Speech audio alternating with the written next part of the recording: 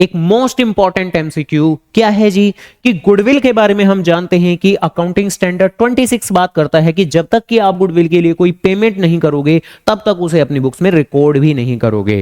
But in case of admission of a partner यहां बातें पूछी जा रही हैं कि अगर अगर अगर वो कभी गुडविल का पैसा ना लेके आ पाए तो ऐसे में कौन सा मेरा अकाउंट डेबिट किया जाएगा, ऐसे करके बातें कह रही हैं।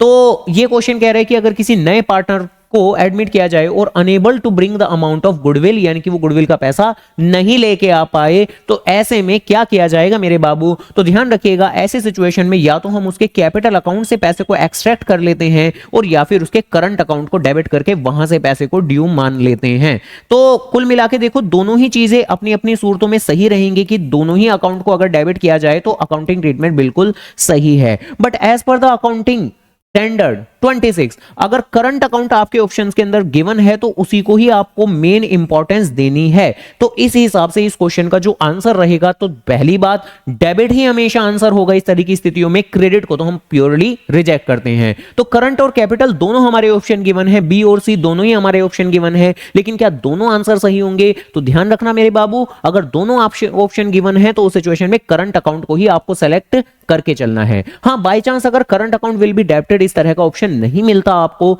तो उस तरह की स्थिति में आप कैपिटल को भी ऑप्शन मान सकते हो, बट मेन प्रेफरेंस तो आपको करंट अकाउंट वाले ऑप्शन को ही देके चलनी है। तो चलिए खैर, ऐसी और एमसीक्यू जानने के लिए वीडियो को लाइक और चैनल को सब्सक्राइब।